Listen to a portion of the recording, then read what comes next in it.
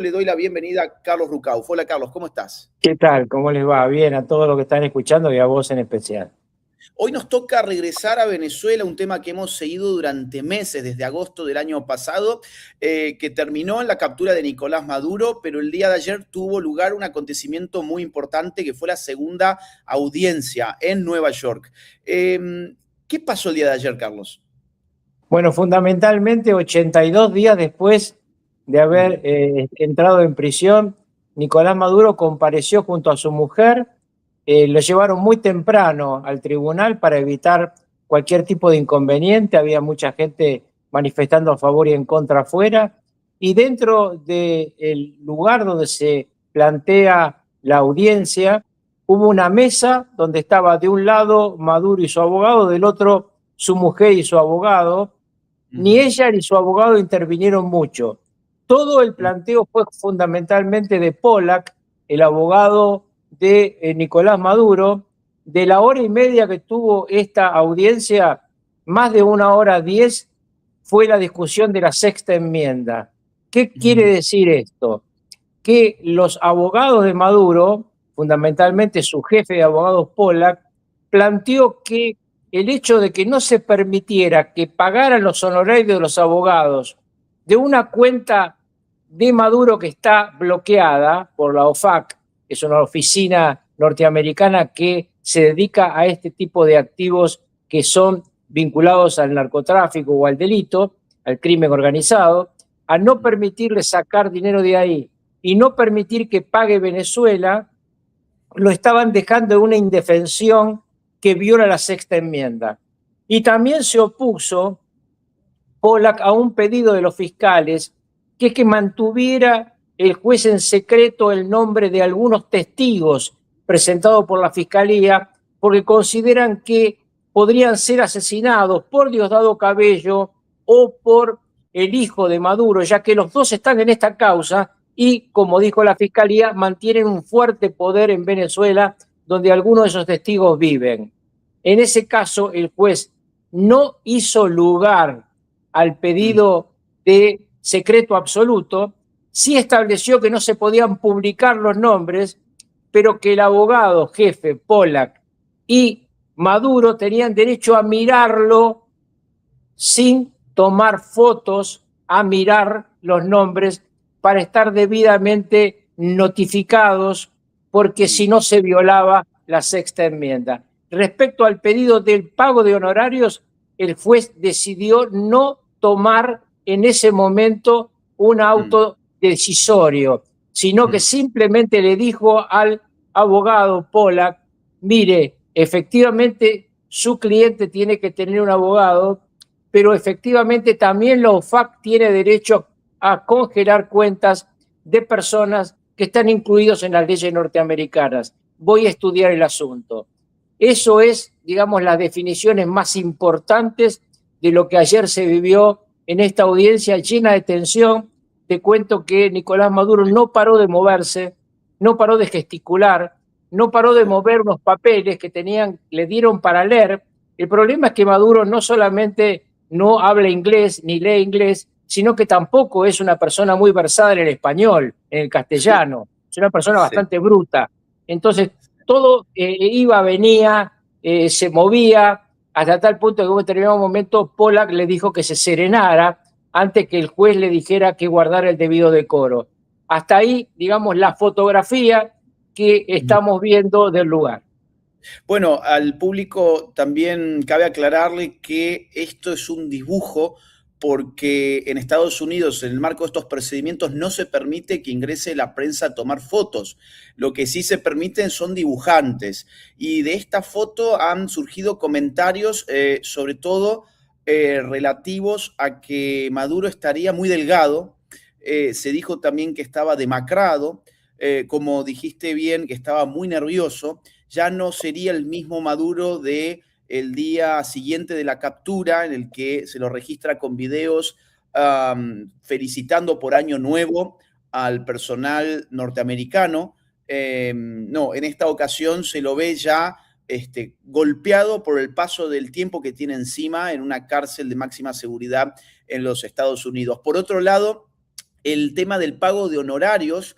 Tengo entendido que el fiscal lo que tampoco quiere es que sea el Estado venezolano el que pague estos honorarios, porque entiende que al ser un usurpador, Nicolás Maduro, al no ser un presidente legítimo en Venezuela, eso significaría poner sobre el hombro de los venezolanos el pago de honorarios que además son carísimos. En algún momento en estas transmisiones habíamos hablado sobre estos abogados que son millonarios. Por lo tanto, en realidad, la salida que tendría Maduro sería el de un defensor oficial, es decir, que el propio Estado norteamericano en este caso le brinde un abogado de oficio.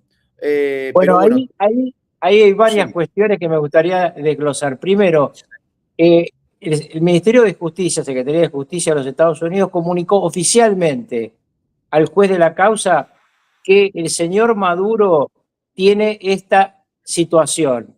Es una persona que de 2019 no es reconocido como presidente de Venezuela y en consecuencia no puede Venezuela pagar los honorarios de los abogados porque se trata de un delincuente y no de un dirigente político. Segundo tema, que además contemporáneamente al juicio lo dijo públicamente Trump, el Ministerio y Secretaría de Justicia de los Estados Unidos se reservó el derecho de ampliar la acusación y mandarle una acusación del Estado a los fiscales. Y una cosa interesante que dijo el abogado, que realmente para mí es una novedad, pero se las cuento, cuando surgió el tema del abogado de oficio, el abogado dijo, no es posible darle a mi defendido un abogado de oficio en la medida que los abogados de oficio son para personas que pagan impuestos en los Estados Unidos. Es para defender a ciudadanos con residencia que pagan impuestos y que no tienen la posibilidad de pagar un abogado. El señor Maduro no paga impuestos en los Estados Unidos y tiene 57 millones de dólares en una cuenta que está bloqueada por la OFAC. ¿Cuál es, creo yo, esto no es información, mera suposición, que puede ser la solución? Que solamente se habilite que de la cuenta que tiene bloqueada se pague directamente a los abogados sus honorarios. Pero esto simplemente es una suposición. El juez se reservó el derecho a tomar esta decisión más adelante.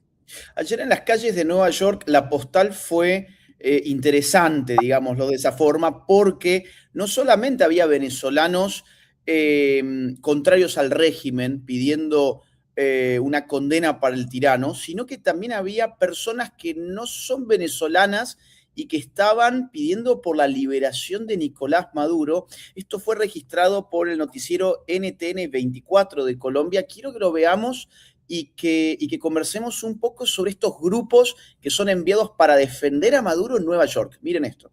¿Qué tal? Muy buenos días. 9:12 en Nueva York, hora del este de Estados Unidos. Irania, este es el ambiente. Por ejemplo, ya han colocado incluso este muñeco de Nicolás Maduro colgado en este árbol frente a la corte. Lo han traído venezolanos que hoy se manifiestan para exigir justicia y dicen para que el narcoterrorista pague por sus crímenes. Así que con este muñeco, con este maniquí, le quieren dar la bienvenida a la corte a Nicolás Maduro en caso de que venga, porque efectivamente es una cuestión judicial que se podría resolver solo entre abogados y juez, aunque él, Maduro, como acusado, tiene el derecho de acudir.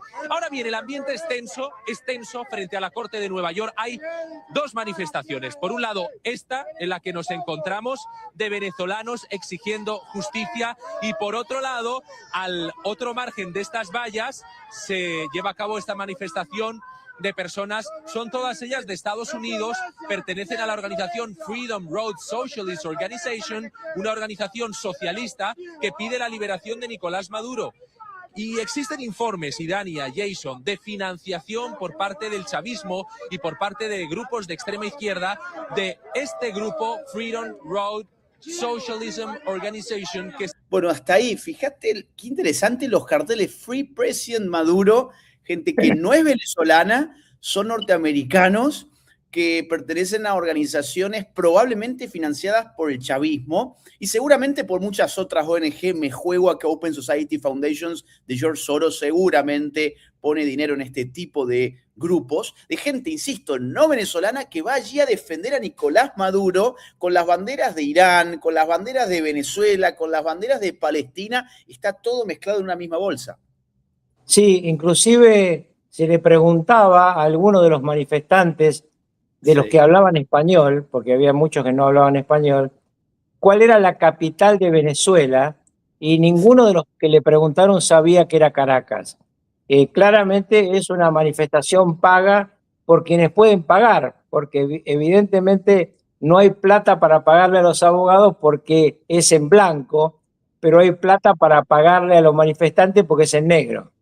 Ahora, ¿tiene algún impacto real enviar a estos manifestantes o simplemente sirve para agitar el ambiente y para crispar más al público democrático, ¿no? Porque siendo venezolano, estando en esa manifestación contra Nicolás Maduro, uno ve que hay norteamericanos defendiendo a Nicolás Maduro y lo único que puede generar es crispación social. Es decir, al final Bueno, de pero cuentas... esto se ha repetido en todo el mundo. No sé si tú recuerdas, nosotros cubrimos contigo la presencia de Corina Machado en Oslo, y ahí también había una manifestación donde le preguntaban, y ninguno era venezolano, ninguno de los que estaba manifestando en contra de Corina Machado era venezolano, y el que les preguntaba era un venezolano y le decía: tú no eres venezolano, yo estuve preso de la dictadura. Bueno, esto se repite en todos lados. Hay una internacional socialista en retirada, pero que sigue teniendo mucho financiamiento y que trata de convencer a otra gente distraída que este hombre es una víctima del gobierno norteamericano. De hecho, el abogado Pollack planteó: mi defendido es un prisionero de guerra. Es el presidente de Venezuela capturado por Estados Unidos en una acción militar. Se trata de un prisionero de guerra. El que habló también sobre esto fue Trump y dijo algo muy interesante, que es que no está conforme con la cantidad de acusaciones que pesan sobre Maduro, porque hay una muy importante de la cual no se le ha acusado, que es haber abierto las cárceles para enviarle a los reos venezolanos a Estados Unidos. Miren esto. Very dangerous man who's killed a lot of people, forced people into our country. Incredible. He emptied his prisons in Venezuela, emptied his prisons into our country. And I hope that charge will be brought at some point, because that was a big charge that hasn't been brought yet. It should be brought. He emptied his prisons into our country and was a major purveyor of drugs coming into our country. Y también te quiero mostrar, Carlos, un clip más antes de darte la palabra, que es de la fiscal general Pam Bondi, donde dice que efectivamente quieren que a Maduro se lo condene por más cargos y que además van a ir a buscar a otros responsables como Diosdado Cabello. Miren esto. Arms dealers, drug dealers, you got Maduro. Yes. He's asking the judge for everything in this case. It looks like one of those motions were rejected. He wants Venezuela to fund this, but he also wanted the charges to be dropped. That's cocaine, importation, conspiracy, possession of a machine guns, destructive devices, conspiracy on machines, and narco-terrorism. What's your reaction? So pending case, so I can't say a lot about it. What I can say, of course, is he is charged with being a narco-terrorist, and his wife is just as bad, if not worse. Remember, she was Hugo Chavez's lawyer. Maduro was his bus driver. They're horrible. I feel they're convicted of, should be convicted of many, many crimes involving drugs, guns. And I can say New York is not the only jurisdiction that we're looking at. Are you looking for other Venezuelan officials? Because you've indicted more of them even before you guys got there, including the defense minister who was just dismissed. Are you going to go grab some more? Yeah, Brian, I can't talk about that. But yes, we have many unindicted co-conspirators, not only in New York, but we're looking at other jurisdictions as well.